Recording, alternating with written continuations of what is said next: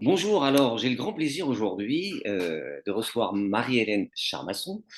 Et, et bien sûr, tu vas nous raconter, Marie-Hélène, qui tu es, qu'est-ce que tu fais, quelle est ton histoire. Mais il y a quand même quelque chose que je voudrais que tu dises en premier, c'est qu'il y a un peu moins d'un an, tu es venu me voir, alors que ton business marchait plutôt bien.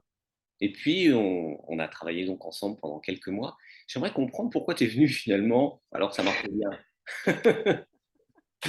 Bon, bonjour Laurent, merci pour ce moment ensemble. Bah écoute, je suis venue parce que ça marchait pas aussi bien que je voulais. C'est-à-dire, Donc ça marchait bien, mais ça marchait d'une façon un peu que moi je trouvais un peu bordélique, un peu intuitive, un peu voilà, j'ai l'impression d'avoir rien construit, de pas avoir fait de business plan, de pas avoir de stratégie, de faire les choses un peu comme elles arrivaient et j'étais pas très contente de moi et ça marchait pas autant que j'avais envie que ça marche. C'est pour ça que je suis venue vers toi parce que j'ai reçu un mail, je crois, une copine m'a forwardé un mail que tu avais envoyé et ça m'a parlé, la façon dont tu parlais du métier de consultant libre. Et donc voilà, c'est pour ça que je t'ai contacté. donc ton métier, toi, c'est qu'est-ce que tu fais? Quel est ton, quel est ton positionnement? Quelle est ton histoire aussi? Parce que tu as une belle histoire professionnelle. Bon, alors, ça, en fait, c'est toujours aussi bordélique que l'année dernière, donc je vais le dire comme ça vient.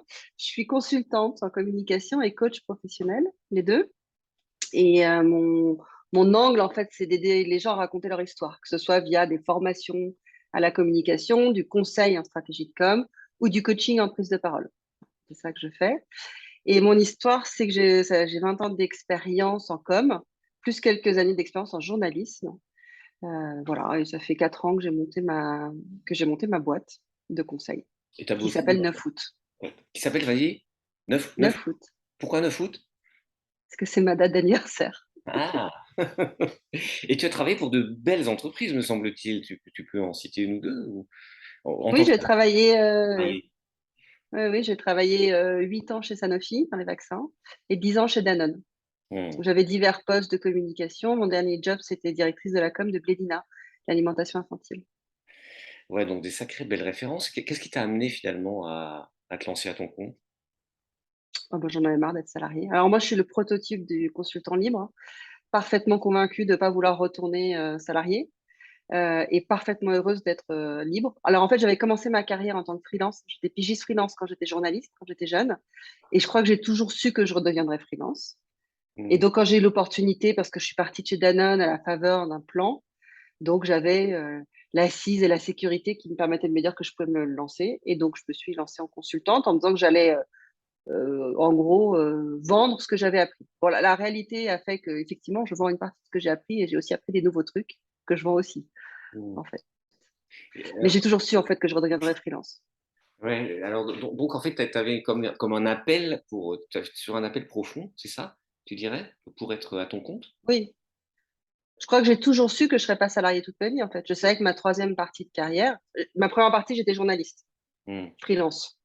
Ma deuxième partie, j'ai été salariée pendant 17 ans.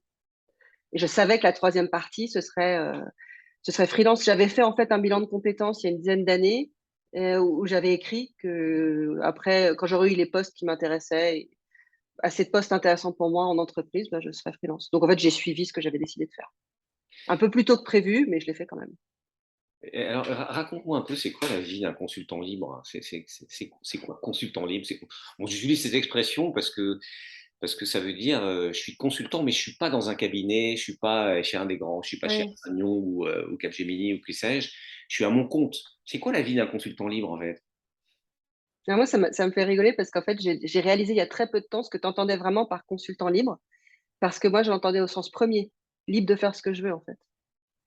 C'est-à-dire que j'ai compris, parce que tu l'explicites sur ton site, que tu veux dire consultant qui n'est pas dans un cabinet. Mais pour moi, consultant libre, c'est libre, quoi. C'est surtout ça, en fait. Hmm.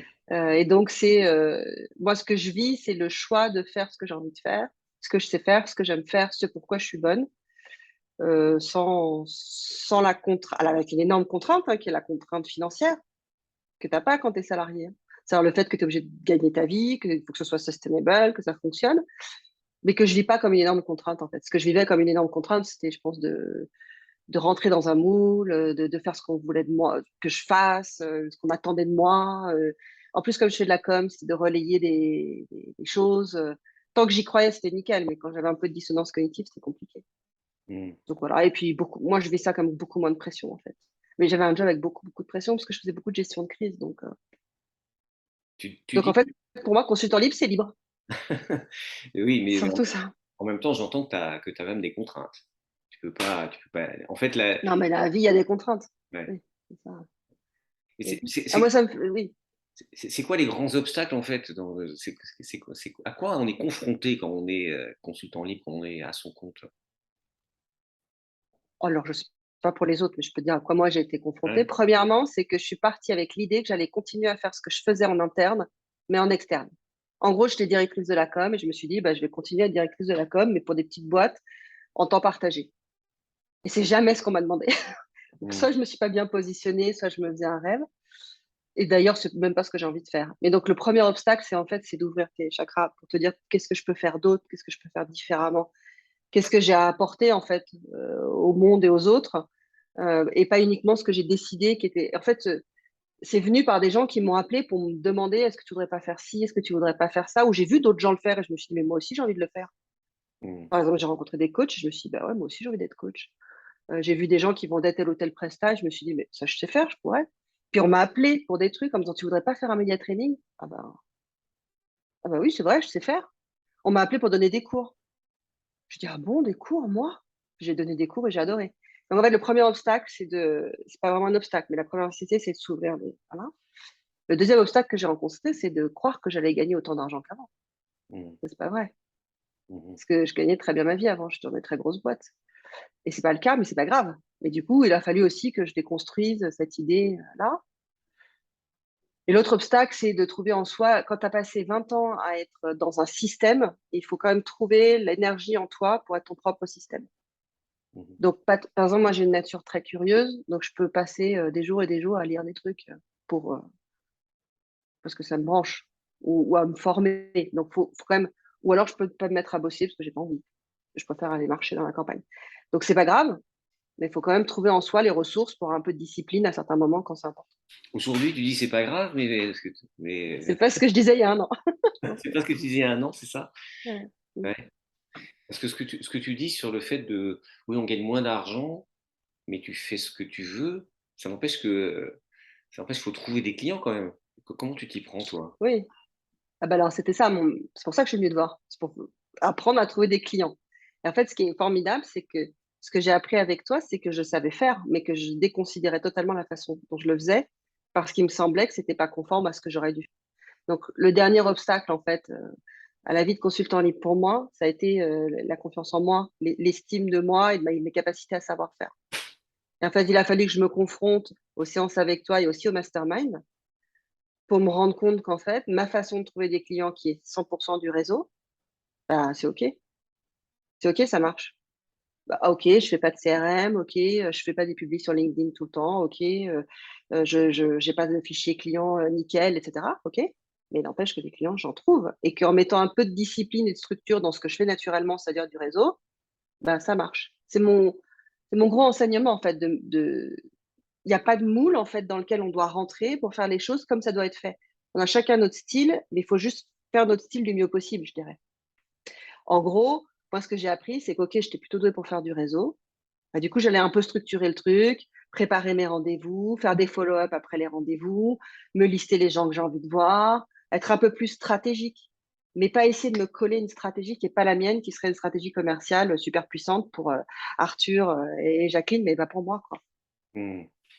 C'est intéressant ce que tu dis. C'est-à-dire qu'en fait, tu savais faire, mais tu n'étais pas en conscience que tu faisais déjà bien et puis qu'il y avait des réglages à faire. C'est ça que tu dis? Ouais. Oui, je crois. Hmm.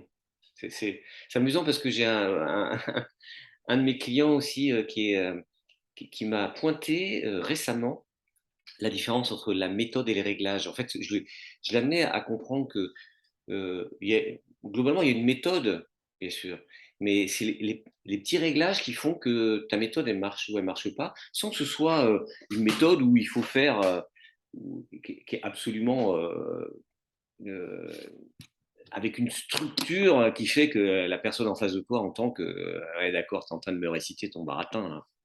C'est un peu ça. C'est être toi, finalement, ta méthode. Bah, en fait, oui, oui, ma méthode, c'est être moi. Oui, tu as raison. J'ai essayé de faire comme ce que je voyais les autres faire avec succès. Sauf que c'était des succès pour eux, pas parce que leur méthode était applicable à tous, mais parce qu'elle était bonne pour eux. Mmh. C'est ça. Voilà. Et je m'en suis rendu compte aussi parce qu'en discutant dans les masterminds, que tu organisais, je me suis rendu compte que c'était pas évident pour tout le monde de faire du réseau. Mmh. Alors que je pensais que tout le monde savait faire. Oui, parce que ça veut dire quoi pour toi faire du réseau? C'est quoi? Qu'est-ce que tu Bah, c'est rencontrer des gens, appeler les gens que j'aime bien, les voir, bouffer avec eux, discuter, rencontrer des gens nouveaux, mmh, m'intéresser à leurs problématiques, à eux. Je peux même pas te dire. C'est juste que mmh. finalement, c'est comme ça que ça marche. Et En qu'est-ce qui revanche, faire du commercial, je sais pas faire. voilà, qu'est-ce qui manquait finalement? C'était quoi le chaînon manquant? Entre le fait que tu rencontres des gens, donc plein d'opportunités et puis il y avait pas forcément le niveau de signature que tu attendais. C'était quoi le qu'est-ce Le qui follow-up, mmh. le fait que je fais quasiment tout ce que je fais comme ça. Et donc je faisais ça aussi comme ça. Donc je rencontrais plein de monde, mais après je les rappelais pas ou je suivais pas. Mmh. Mais honnêtement, je me rends même pas compte de ce qui a changé. Sauf que j'ai augmenté mon chiffre d'affaires. Donc du coup, c'est que ça a quelque chose qui a marché. Ouais, bonne nouvelle. Voilà.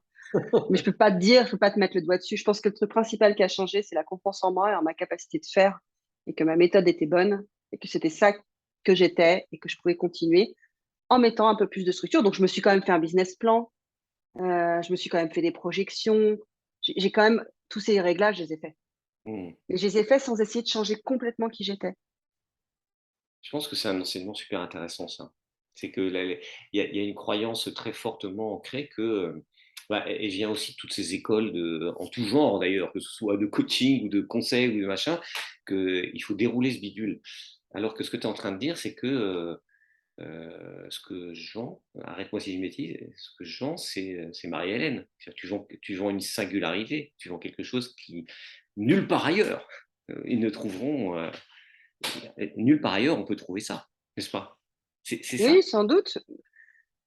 Bah, là, tu parles plus de ce que je vends que de la façon dont je le vends. En tout cas, la façon dont je le vends, elle m'est propre. Mmh. Ce que je vends aussi m'est propre. Mais ça, c'est encore un autre sujet. Et ça, j'ai moins de mal avec celui-là. Le fait de vendre qui je suis et ce que je propose, ça, je le savais déjà avant. C'est plutôt la façon dont je le vends où j'essayais d'être. J'ai des bons copains qui sont freelance et qui sont super bons en commercial. Ils font pas de réseau, ils font de la prospection et ça marche. Cool, tant mieux pour eux. Mmh. J'ai essayé d'être comme ça, moi je peux pas. Donc je continue comme je fais et pas par défaut, mais parce qu'en fait c'est ma stratégie à moi.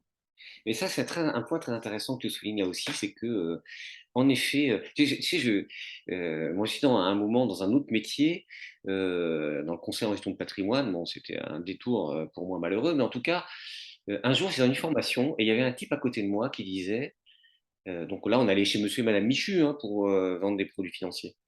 Et ce type dit: «Moi, quand j'arrive une demi heure en avance, à un rendez-vous, je vais dans l'immeuble d'en face et j'appuie sur toutes les sonnettes pour prendre des nouveaux rendez-vous». Et je dis: «Alors moi, je suis complètement admiratif, je suis Laurent, incapable de faire ça, totalement incapable». Et ce que tu viens de dire, c'est ça, c'est qu'en fait, on a on a tous une manière de faire qui est avec laquelle on est OK, et c'est cette manière-là sur lequel, Oui, investir et creuser parce que voilà, parce qu'il y a d'autres manières que de faire que la prospection avec tel que je viens de le décrire, vraiment sur le terrain, apprendre. J'ai certaines personnes quelquefois qui me disent, mais moi je veux pas prendre mon téléphone et appeler tous les gens, tous les gens des pages jaunes de l'annuaire. Il n'y a plus de pages jaunes, euh, mais en fait je dis non, appelle les gens que tu connais. N'est-ce pas? C'est comme ça que tu oui, t'y prends. C'est comme ça que tu t'y oui, prends. oui, Tu oui. Est-ce que Moi tu j'appelle les gens que je connais et que j'aime bien. Ça Mmh. fait un fil de plus Voilà, et avec qui je me sens à l'aise. et donc tu es accueilli. Bah ouais, ils sont contents de me voir, je suis contente de les voir, on passe un bon moment et ce que je fais un peu plus qu'avant, maintenant, c'est parler plus business. Avant, j'étais plus quand même dans la tchatch, quoi, la discussion. Maintenant, je vais plus orienter sur ton besoin, ce que moi je peux proposer, etc. Et est-ce que du coup tu signes des affaires sans concurrence? C'est quoi des affaires sans concurrence? Il y a personne d'autre qui est là. J'ai fait une offre à quelqu'un qui a pas eu d'autres offres parce que je suis le seul à avoir fait une offre. Ah, je signe quasiment que des affaires sans concurrence. Mmh. Parfois, je réponds à des appels d'offres. Donc là, c'est complètement autre chose. Quand même, ça, c'est quelque chose que j'ai commencé à faire aussi, c'est répondre à des appels d'offres. Donc là, il y a de la concurrence. Donc parfois, je gagne des affaires avec des appels d'offres, mais la plupart des choses que je fais, c'est parce que les gens m'appellent moi. Mmh. Une demande à moi. Parce que j'ai rencontré un tel qui a parlé de moi, un tel qui a parlé de moi, un autre qui s'est souvenu, qui m'a appelé. Voilà, c'est des trucs comme Hmm. ça.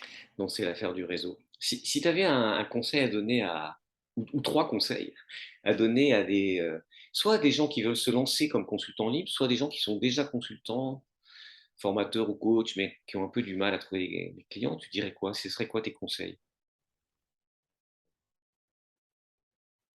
Bah, alors, il y en a un déjà que je m'applique à moi-même. Hein. Donc, du coup, parce que je m'applique beaucoup, c'est d'arrêter de rêver, quoi. Tu m'as dit un jour, ton premier job, c'est de trouver des clients. Hmm. Et un jour aussi, en mastermind, on m'a dit, il faut savoir ce que tu veux, quoi. Si tu veux être consultant libre, il faut que tu trouves des clients. Si tu ne trouves pas de clients, tu ne gagnes pas ta vie. Si tu ne gagnes pas ta vie, tu reprends un CDI. Et ça, je pense que moi, je croise beaucoup de gens qui sont encore en CDI qui me disent, oh là là, t'as de la chance. T'es freelance, tu fais ce que tu veux. Non, non, non. Ouais, je fais ce que je veux et je suis libre. Mais enfin, je bosse, quoi. Et je bosse pour trouver des clients. Parce que c'est la condition pour que je reste libre, en fait. Hmm. Donc, premier conseil que je donnerais, c'est vas-y, quoi. Retrousse-toi les manches, cherche des clients ou des idées, des prestats, formalise ton offre, concret, quoi. Enfin, passe pas que ton temps à te dire que tu vas faire ci ou à te former ou machin. Voilà. C'est le premier truc que je m'applique à moi-même parce que j'ai une tendance naturelle à pas faire ça. J'ai une tendance naturelle à me former, m'archi-former, lire des tas de trucs. Voilà. Et je m'applique à moi-même aujourd'hui, pas comme ma façon que les clients, c'est de faire du réseau. Tous les jours, je fais du réseau, même si ça m'emmerde. Tous les jours, quoi. Voilà. Je réfléchis à mes offres, je package des trucs, je réfléchis à mes. Voilà. C'est le premier conseil que je me donnerais. Le deuxième, c'est demande aux autres comment ils te projettent et ce qu'ils imaginent que tu pourrais faire parce que c'est souvent surprenant et hyper riche. Et moi, il y a plein de choses que je fais aujourd'hui parce qu'il y a des gens qui ont projeté des trucs sur moi. Par exemple, une de mes premières missions, c'était pour faire du média training, j'en parlais tout à l'heure. Je ne m'étais pas dit que je ferais du média training. C'est ce que je vends le plus aujourd'hui. Hmm. Parce que j'ai des gens qui m'ont rappelé pour ça. J'en faisais avant en entreprise, mais aux dirigeants avec qui je bossais, enfin, je sais pas, je n'avais pas imaginé. Ma première source de revenus aujourd'hui. Donc, parle avec les gens, pose-leur des questions sur quoi ils te projettent, comment ils aimeraient t'employer. En plus, pour commencer le réseau, c'est hyper facile, ça. D'aller voir les gens en disant, je me lance, voilà ce que je sais faire. Toi, qu'est-ce que tu m'appellerais pourquoi? Hmm. Qu'est-ce que tu me verrais faire? Tu me connais, on a déjà bossé ensemble, ou tu me connais perso, ou... C'est d'une richesse dingue. Les gens, ils te disent des trucs top. Hmm. Moi, quand j'ai voulu me former pour être coach, j'étais voir les gens, je leur ai dit, est-ce que tu m'imagines coach? En toute sincérité, quoi. Hmm. J'aurais peut-être quand même fait, même s'ils m'avaient dit non, mais ça m'a aidé. Et le troisième, ouvre, ça va un peu ensemble, ouvre tes possibilités, quoi. Hmm. Tu vas peut-être te retrouver à faire des trucs que tu n'avais pas prévu de faire. Toi, tu es un très bon exemple pour ça. Tu es tout le temps en train d'imaginer des nouveaux trucs, de créer des nouvelles offres, d'aller dans des endroits où tu n'étais peut-être pas avant, de te poser ces questions-là, de les tester, de voir si ça fonctionne. Tu es agile et ça ne fonctionne pas. Ok, fine, j'en trouve un autre. Et ça, je trouve que c'est un bon exemple à suivre de consultant libre. Alors, il ne faut pas se disperser, mais d'être capable d'aller affiner son offre. Et puis c'est quand même ça qui est cool dans le fait d'être consultant, hein, c'est de pouvoir pas faire tout le temps la même chose. Ouais, c'est un des autres aspects, je trouve, riches de ce métier, c'est qu'en effet, ben, c'est toi qui décides et tu peux décider la variété si c'est la variété qui t'intéresse. Tu peux aussi décider d'être très pointu sur un sujet si c'est ça qui t'intéresse, mais c'est toi qui décides. Ouais.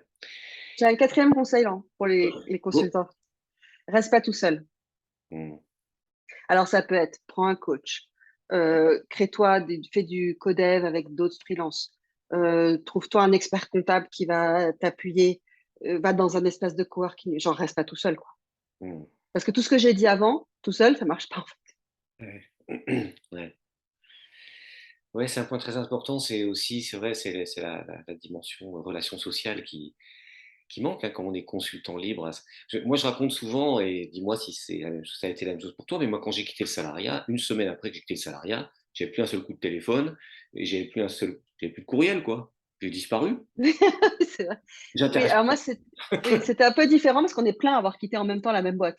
Ok, ah oui. Du coup, on avait une association des anciens de la boîte où on s'est tous retrouvés comme une espèce de bande de vieux potes qui se retrouvent 20 ans après la dernière colo, tu vois. Donc, c'était pas pareil.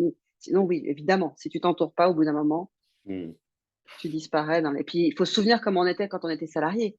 On n'a pas que ça à faire. de contacter. Donc, si nous, on n'y va pas, leur parler aux ceux qui sont salariés, eux, ils sont comme nous avant. La ligne de flottaison, je veux dire qu'ils ne passent pas leur vie à se demander comment toi tu vas, ça c'est sûr. Mm. Ouais, ça aussi, c'est un point très important, c'est qu'on vit plus du tout au même rythme. Ça n'a plus rien à voir, en fait. Ouais. Donc, on n'imagine pas ils reçoivent 150 mails, dont la plupart sont à foutre à la poubelle, mais et puis des coups de fil, et puis des instructions à la noix, et puis des procédures à remplir, et puis donc c'est vrai que si on va pas au contact, il se passe rien. Ben oui, ouais, exactement. C'est pour ça qu'il faut y aller. Autre chose que tu as envie de rajouter pour partager ton expérience? Ou tu te dis: «Bah, tiens, ou peut-être, qu'est-ce qui te vient, de ce que tu as retenu du travail qu'on a fait ensemble? S'il y a vraiment l'idée principale que tu as retenue, que peut-être tu as déjà dite, mais en tout cas que tu voudrais rappeler, c'est quoi? Dans le travail Ben, qu'on c'est les deux dont on a parlé de plein de choses quand on a discuté ensemble, de mettre de la structure, de se faire confiance. Moi, ce que j'ai retenu, c'est qu'être consultant libre, c'est un vrai boulot en soi, quoi. C'est mmh, pas juste quitter ta boîte et devenir freelance. C'est construire une nouvelle façon de travailler, un nouveau métier, mmh, avec ton style et tes compétences, mais aussi avec de la structure, de l'énergie. Enfin, c'est un vrai. En fait, je fais l'hypothèse, je peux me tromper, que ceux qui n'y arrivent pas bien, c'est peut-être qu'ils ont juste transposé, en fait. Moi, j'ai découvert en travaillant avec toi, je m'en étais pas rendu compte avant, hein, que c'est un métier en soi, en fait, consultant libre. mmh. Et avec tout ce qui va avec, trouver son style de prospection, mettre de la structure, s'accorder du temps pour se former, prendre du temps pour respirer, réfléchir, trouver des pairs, tout ça, mais tout ça, ça vient pas tout seul, en fait. Mmh. Je sais pas comment dire, c'est un métier en soi. Et voilà. Et ça, c'est le truc qui engloberait tout ce que j'ai appris avec toi, je dirais. OK, bah, écoute, c'est une belle conclusion, de dire qu'en effet, consultant libre, c'est un métier en soi. Je pense que c'est important que tu le dises parce qu'en effet, je suis convaincu que c'est une erreur auquel sont confrontées de nombreuses personnes qui se mettent à leur compte. C'est qu'ils disent: «Bon, ben, j'étais compétent dans mon domaine, donc ça va rouler, quoi». Le Bah, c'est ce que j'ai fait, hein. C'est ce que j'ai fait. Et quand je t'ai rencontré, ça commençait à aller bien, mais ça faisait déjà 3 ans et demi que j'étais Bon, consultante, hein. mmh, Les premières années, ça marchait pas aussi bien parce que j'étais comme ça. ouais. Ah bah, 20 ans dans la com, je sais faire, quoi. Bah Ouais, ouais, mais qu'est-ce que tu me proposes à moi, le client? mmh, Quel problème tu vas résoudre pour moi? mmh. Écoute, merci beaucoup Marie-Hélène, je trouvais que ça c'était intéressant. J'espère que ça va inspirer, les personnes qui nous écoutent et puis, eh bien Bah, bonne. surtout, merci à toi. Merci à toi, Laurent, pour tout ce travail à chemin ensemble, c'était super. À bientôt. Bye bye. Merci Marie-Hélène.